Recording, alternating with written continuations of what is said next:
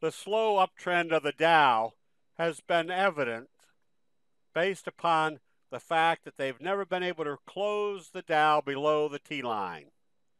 And when it does pull back, note the nature of the pullback. Doji, doji, doji, spinning top, which tells you there's indecisiveness in the pullback, given much better probabilities that any positive trading from here is the fact that the bulls realize the sellers don't have control and they step back in.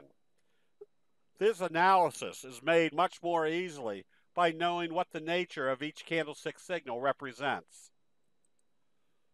The NASDAQ provides the same evidence. They haven't been able to close the NASDAQ below the T-line. Positive trading tomorrow would be more evidence that the uptrend remains in progress. If the indexes start trading below the T-line, that's a good indication it's time to start taking some profits.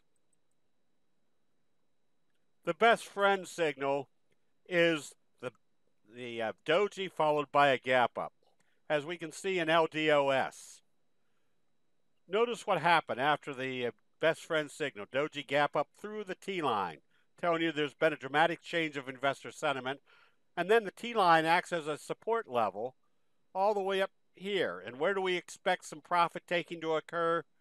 Right here at the 200-day moving average. So if you're taking profits, when can you be buying back?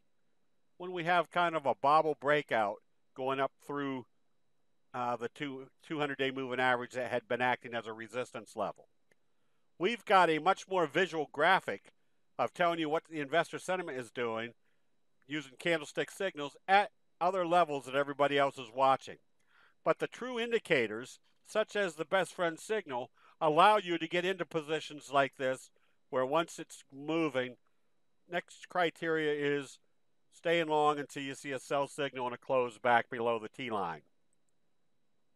That same scenario was applied to our recommendation on GTN. Notice the little doji gap up through the resistance level, continued its uptrend, and we had one criteria. You stay long until you see a sell signal and a close below the T-line. The fact that the T-line was still acting as support allows the candlestick investor to participate in moves like we saw today, where you're up 16, 18% in one day, profiting from knowing that you got in right here and didn't have to get out because it never closed below the T-line. Square, SQ, had a big bullish engulfing signal today right here at the fry pan bottom breakout level. The implication is that the bulls are still in control. There's still going to be a lot more upside.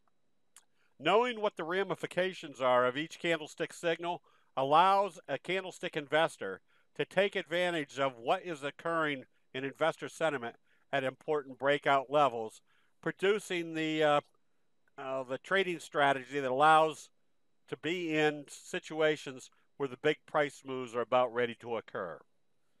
That'll be it. We'll see you in the chat rooms.